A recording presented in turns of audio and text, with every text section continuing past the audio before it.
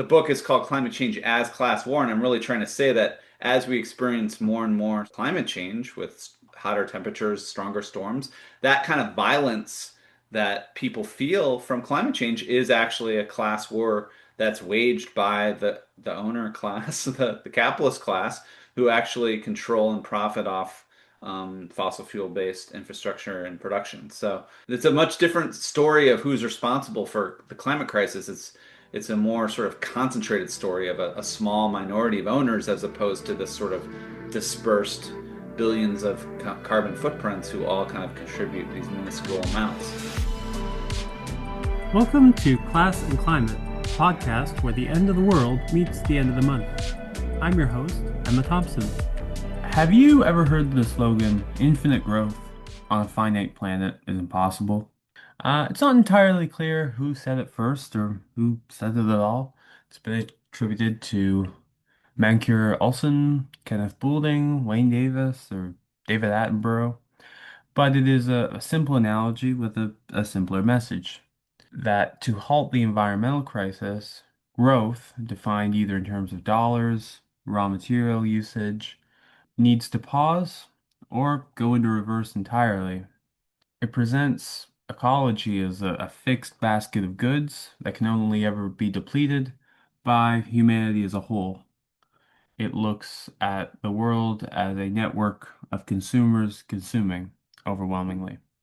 But our guest today, Matt Huber, professor in the Department of Geography and the Environment at Syracuse University, a writer for Jacobin, and the author of Climate Change is Class War, has an issue with that explanation of the environmental crisis and with its implicit proposed solution. As we'll discuss, growth is such a broad category by any of these metrics as to be almost meaningless. It combines absolutely harmful production like bombs and warplanes with ambulances, windmills, public transport systems, and solar panels. Similarly, it reduces the environmental crisis to a crisis of scarcity, grouping together processes which are really quite distinct, ignoring, for example, the possibility that the production of something in one sector can reduce the aggregate environmental impact of production in another, or that there can be changes in ecological processes which actually can alleviate the environmental crisis. And more importantly, the growth model as an aggregate ignores and obscures the question of class power. He joins us now. Thank you so much for joining me. Your book, Climate Change is Class War, I think one thing that's really cool is how much your book has a sense of the history and the debates. And I think that's often something that's really missing. Why is climate change a class issue, actually? Well, when I wrote the book, it was becoming increasingly common for people to talk about climate change as a problem of class, or more usually people would talk about it as a problem of inequality. And there's sort of a landmark Oxfam report in 2015 that was titled Extreme Carbon Inequality. And this style of analyzing the climate problem would basically look at, the income distribution and the fact that there are, few rich people and a lot more poor people, and then sort of assume that the rich person with their higher income, they're going to have higher consumption patterns, and through an analysis of their carbon footprints and lifestyle actions, you could see that clearly the rich are having way more impact, right? And I think it's something like the top 10% contribute 50% of emissions or something like that. And so this really was a way of thinking about class that only looks at someone's consumption and their sort of lifestyle practices. And then it just struck me that this has nothing to do with a Marxist version of class, which is really not about consumption. It's about your relationship to production and ownership, and sort of what you own kind of determines your livelihood. And for the vast majority of people in capitalism, all they really own is their labor, and they have to sell their labor to an employer to make a living and for a wage. But from a class perspective, it's actually just rooted in a lot of emissions just come from production itself. I show that IPCC shows at a global level over a third of emissions are just coming from the industrial sector. You could say another quarter of emissions are coming from how we organize agricultural and other types of sort of land use, agricultural, forestry of times of production. And yes, there are forms of consumption that have emissions and so forth, but it's not the real bulk of emissions, right? And of course, a lot of the consumption emissions really are determined by how production is organized. So, for instance, if you're just cranking up your AC in your house, that could be really bad for the climate. But if you happen to be on a grid that's 100% zero carbon, it's not so bad, right? You can just crank it up. So, it's again how you organize production.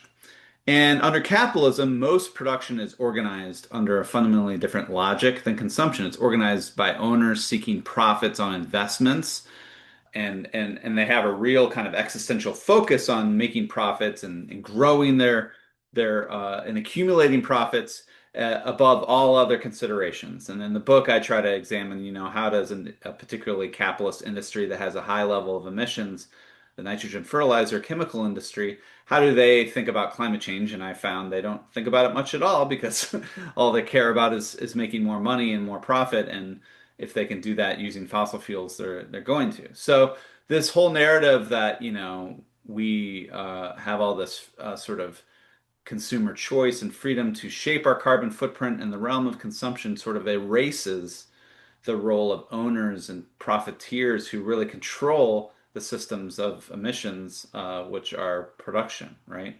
The book is called Climate Change as Class War, and I'm really trying to say that as we experience more and more climate change with hotter temperatures, stronger storms, that kind of violence that people feel from climate change is actually a class war that's waged by the owner class, the capitalist class, who actually control and profit off fossil fuel based infrastructure and production. So it's a much different story of who's responsible for the climate crisis.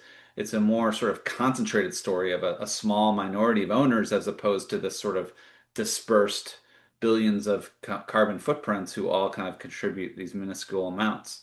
So that's what I was going for. Just basically going back to Marxist basics of class theory and applying it to the climate crisis because not many people had really thought about it that way. That's really helpful. I think that's a really vital intervention. And also, like a lot of the discussion about like how we're sometimes you get this sort of like certain environmentalists that we're like addicted to oil. It's like, no, I think most people have to go to work and have to Yeah, commute. I'm not, they're not absolutely. addicted to going to work. They don't have a choice. And there's no Right. like public transit that's like an Right. alternative. Right. Like it's like the way this is presented is if like, you, me, and ExxonMobil are all equally responsible for And by the greenhouse way, I mean, gas. British Petroleum is the one who invented the whole concept of a carbon footprint, and they promulgated this idea to kind of get to disperse responsibility away from them and towards all of us, right? And they set up like carbon footprint quizzes where you can sort of take the quiz and figure out how you can pitch in for the climate. This was part of their so-called Beyond Petroleum campaign, which is now over 20 years old, and they are still decidedly not beyond petroleum. So it's just, yeah, it's pretty ridiculous. When you look at those industrial emissions, where are those targeted? Who are the big evil culprits? Well, obviously, you could, I mean, the climate movement is has a long-standing focus on the fossil fuel industry as the industry that digs up this stuff and sells it for profit. So they're kind of at the core of the problem. But what I tried to focus a bit more on, which we don't pay enough attention to, is what I would call, I think actually what Andreas Malm refers to as fossil capital is actually, like the textile industry in Britain that he examines are industries that consume fossil fuels in their productive process, right? So that was, using steam engines where you're consuming a lot of coal to make textiles. But today, the industrial sector, it's actually quite stunning. It's really only a handful of industries that are responsible for the bulk of emissions, and the top two that are really crucial are cement, which the last number I saw was cement alone, which is just has a form of production that leads to huge amounts of of emissions that are like part of the process of making cement. Cement is responsible for about 8% of global emissions, just alone, just cement. And then the other big one is steel. And steel require, and not only steel's not only hugely energy intensive, it requires coal for the kind of what's called the coking process, and that leads to a lot of CO2 byproducts. And so I think steel is also roughly around 7 or 8%. So those two just alone, you're already up to like 15%. The other big one, and the one I examine in the book, is chemicals. We use tremendous amounts of oil and gas, and in some parts of the world, even coal to make petrochemicals, and those are extremely have high levels of emissions to produce everything from plastics to what I examine as fertilizers, which the production of which I think are responsible for about 1.5% of global emissions. So again, this is not a diffuse story. This is very concentrated in a handful of industries and also a handful of companies. One thing I do examine in the book is if you're talking about steel and cement today, you're actually in large part talking about China.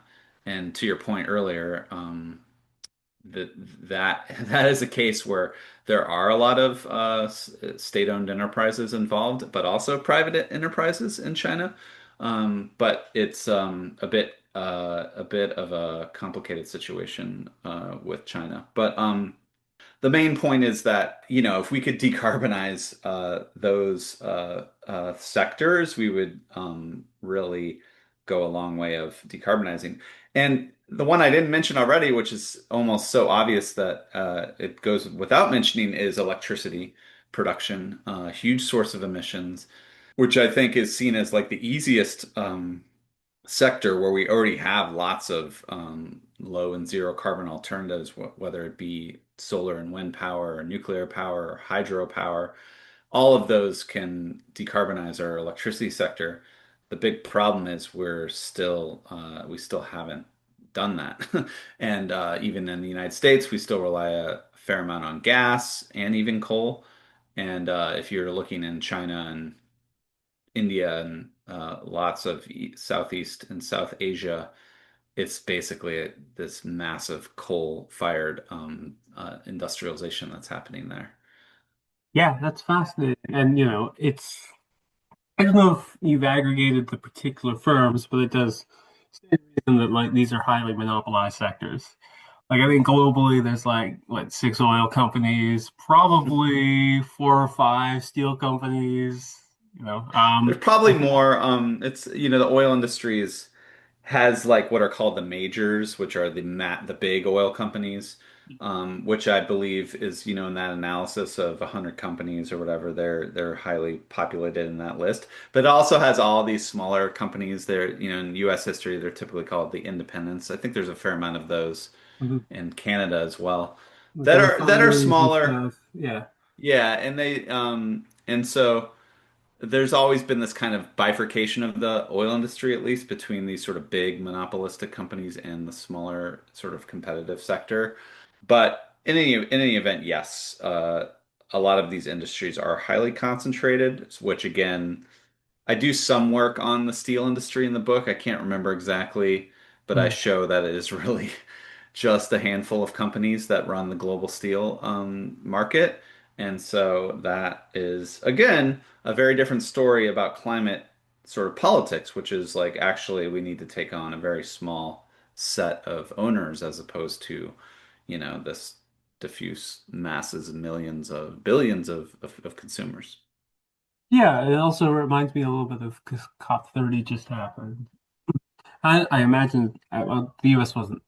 I don't think America was there, but like I Canada don't was think so. there, and like it's always an irony to look at the Canadian Pavilion, and it's like there's usually some indigenous stuff. There's some stuff about the wildlife, and then usually there's like a Canadian mining company that gets a bit in the Canadian Pavilion, and it's absurd, And they set these targets, which you write about in the book, are theater, Yeah, totally. while the actual climate criminals, like these multinationals, are also there, looking at Hmm. like, oh wow, we really all have to do some action to stop climate change. And it's an absurdity. It's like, you, me, and ExxonMobil are all equally responsible. Um, yeah, I think it's so fascinating. And I think there's a really profound section regarding the carbon footprint. So what you write is the carbon footprint approach internalizes a deeper and more intuitive theory about ecological responsibility.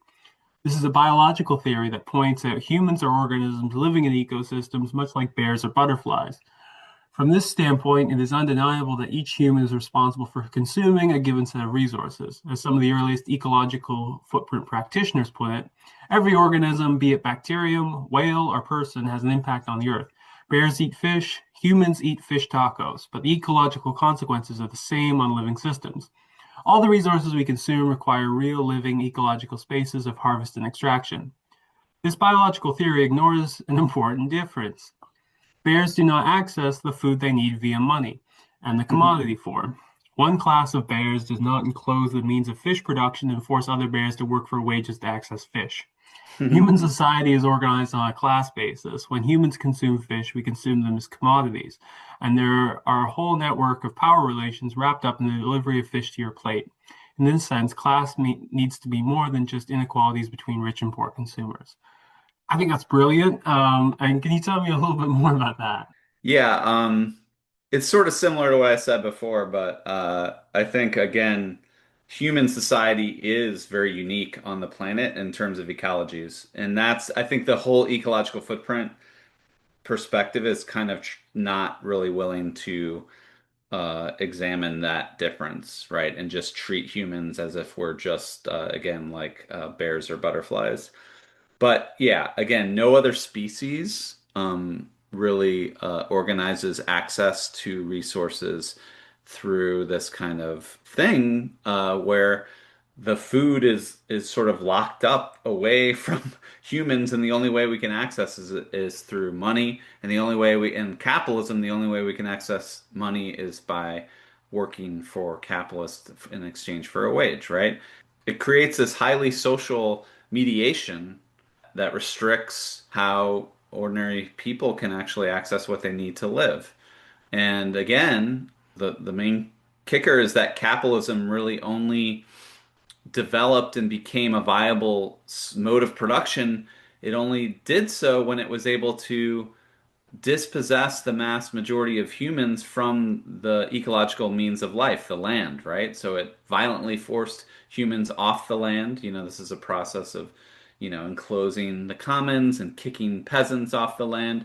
And by forcing humans off the land, they realize they can't survive any other way but going to cities and trying to work for wages and accessing this weird social stuff called money that allows people to access what they need. So it's a very socially mediated ecology. I call it in the book proletarian ecology, which is this very new form of living on planet Earth. Where again, 500 years ago, 95% of humans access what they needed via direct production through the land, right? Um, and now something I don't have the precise numbers, but I would guess something close to 70, 80% of humans on the planet cannot survive unless they access money, right? And they are all cut off and enclosed away from land and from like a direct ecological connection to unmediated ecological production of their own subsistence, right?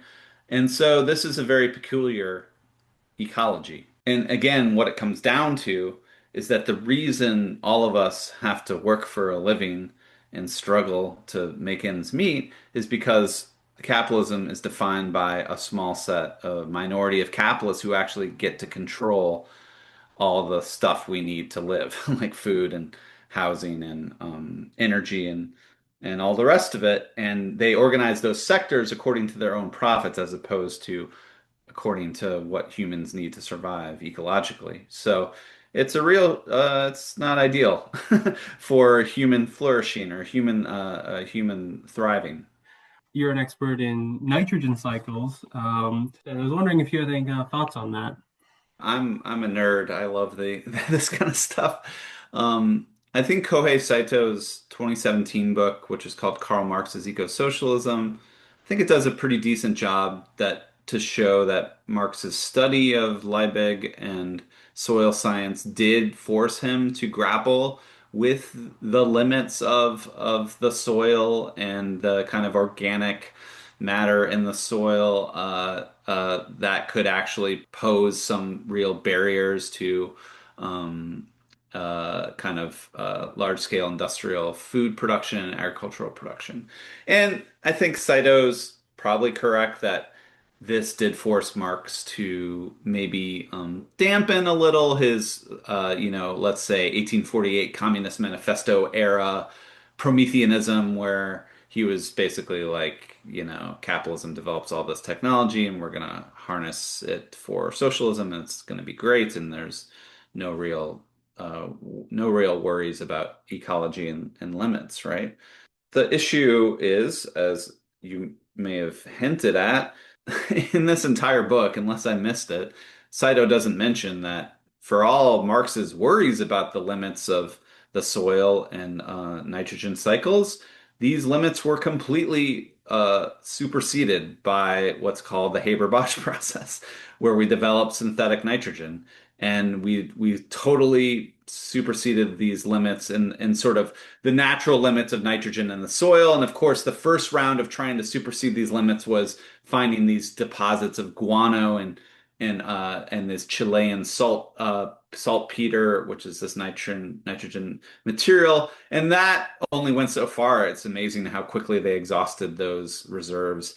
But then once we figured out a way to chemically produce nitrogen in factories, which is basically what we've been doing for pretty much 100 years now, it completely shot through all these limits that even Marx was worried about, right? So again, I think to me this is kind of the core problem of Malthusianism in general. It tends to always want to say, well, there are these fixed limits, and we just can't negotiate with them, and that's that. But history shows that there's always changes in the mode of production. And again, classical Marxists would say changes in the productive forces that actually are able to overcome limits. And it is true that humans face ecological and other limits always, right? That's just sort of a basic fact of being a human on planet Earth. But it's also true that humans have been able to restructure production relations and productive forces in ways that totally burst through those limits, right? At core, actually a scholar of oil, which you mentioned Venezuela, so I've been thinking a lot about oil this week. But one of the striking things about oil, the history of oil, is that there's always these panics that we're running out of oil that have come over and over again. There's one of them as early as the 1920s, where petroleum geologists were convinced we're about to exhaust our oil reserves. And what tends to happen is that through both economic and technological changes, these darn capitalists keep finding oil. They keep finding new ways to find oil and new oil deposits. And the most recent example of this, I was doing my dissertation on oil in the early late aughts in the 2000s when there was this peak oil kind of fixation where a lot of people believed that we had reached global peak oil production and we weren't going to be able to increase production anymore. And then, of course, there was kind of tightness in the oil market, which led to high prices. And then when there's high prices, oil capitalists are very good at finding new oil. And there's something called fracking that completely shattered all the kind of predictions about peak oil. And now there's been this huge increase in production for the last 20 years. So that is a good example of, I think, a lot of these claims people want to make about fixed and immutable limits it's not always so clear. And I think a more Marxist perspective sees our relationship, our metabolism with nature as more fluid and contingent and kind of contextual that certainly we can run into limits like the the guano fields of Chile, but also there are ways to change production that supersede those limits. Yeah, the peak oil thing has always been weird in hindsight. Like I was not, I mean, I was alive in the early 2000s, but I was a very young child. But it's always seemed weird to look back and be like, I think before we ran out of oil, we'd hit other very scary ecological consequences. I think that's not a problem to deal with. I think also you linked in a Jacobin article you wrote to this really fascinating debate that took place in Nature, not in Nature in general, but in the journal Nature in 2008, over the biophysical limits of the Earth. And there's a Right. couple like one of the limits that was cited was like the ozone, and they're like, no, actually that one was solved. We actually the ozone depletion, not a big Yeah. problem. Arguably, there's maybe like too much ozone right now, like with the greenhouse gas problem, right? Yeah, and that was a real existential limit that humanity faced. If that ozone hole over the South Pole had grown, it would have been pretty bad in terms of exposing humans to ultraviolet radiation. But the solution to that was basically, again, just sort of in Marxist terms, developing the productive forces to change the technology of production to get rid of these what are called CFCs, right? And it didn't require degrowth of or it didn't require reductions in demand, or it just required a technological change. Now, it just so happened that the chemical companies that produced the problem were happy to produce the solution and profit off it, right? So they were very on board with this solution, right? And I think it's a little different. Climate change, we have this kind of block of capital that just sort of vested and invested in sort of fossil fuels and the fossil fuel complex that are going to be, I think, as we've seen, really hostile to and resistant to moving away from fossil fuels. So that's, I think, a different situation. But I would say the solution to climate change is also somewhat similar. I think essentially we have to decarbonize our energy system to make it no longer rely on carbon or fossil fuels. And you can reduce consumption all you want, but if you don't decarbonize the technology of how we produce energy, you're not going to solve the problem. So in the 1970s, everyone talked about limits to growth, and now the new language is about so-called planetary boundaries, right? But in all of them, I think there's this Malthusian focus that we there's these kind of like thresholds that once you cross, you're kind of in this dangerous zone. But I think the more and more people try to determine where those thresholds are, um, it's actually quite uncertain. Everyone seems to think, my students seem to think that there's this scientific boundary of 1.5 degrees that once we cross it, we're doomed, right? But that threshold of 1.5 was actually a politically agreed upon limit that we wanted to sort of come to agreements to stave off going above 1.5 degrees. But there's no scientific agreement that that is some sort of physical or planetary limit that once we cross, we're all doomed. It's a more linear situation that the more damage you do, the more risk increases, right? So we're already in the danger zone. The risks are already increasing, and the more emissions we do, the risks are going to go higher, right? And particularly for some of the more, I would say, terrifying sort of what are called tipping points in the climate system. It's not clear. Science has no certainty on where these tipping points are, like 1.5 degrees, but it is clear, I think, that if we get to 1.6 and 1.7, each tenth of a degree we get higher, the risks of these kinds of tipping points are going to get a little gnarlier, right? And so we need to worry already and always because we're pushing the Earth system in these dangerous zones already, and it's actually quite misleading to act as if there are these clear thresholds that we're fine now until we cross them, right? It's fun. I mean, this might be a little too fun, but it does seem like it matches quite easily with like technocratic politics to believe that like it'll be the end of the world as we know it if we get beyond 2 degrees. So, we don't have to talk about class struggle, right? We're all gonna die. And it's like, no, no, poor people will die. Things will get way worse for poor people. Yeah. Uh, Absolutely. but the system will continue as it is. There's not a final cataclysm as well, and that's missing. It's almost a little bit comforting to imagine that the world will end past 2 degrees than I think it is to deal with the reality of like, no, no, it's not that things will just get dramatically worse. There's no end point here. Yeah. Um, Yeah. yeah. Would it be accurate, having reviewed the science, to say that like the idea of fixed biophysical limits is in of itself something to be skeptical about? Yeah, and that it goes back to Malthus, honestly. Like there's always been these recurrent efforts by Malthusians and what are called neo-Malthusians to sort of announce there's these fixed limits that we have to abide by. And again, not all. Um, I think there's a lot of degrowth scholars that I would not put in this category, but certainly in the 1960s and 70s, there were a lot of neo-Malthusians who were again who were they targeting for the problem of overpopulation? It was the poor. It was the masses in the third world. And famously, Paul Ehrlich, who wrote a book called The Population Bomb, he starts that book by basically he took a vacation in India and he saw a bunch of brown people and he got really upset that there's so many people in India. And it starts Yeah. like, I'm looking around, people everywhere, people. And it's just like these are the poorest people on Earth who have the least environmental impact, even if you do that kind of problematic eco footprint analysis.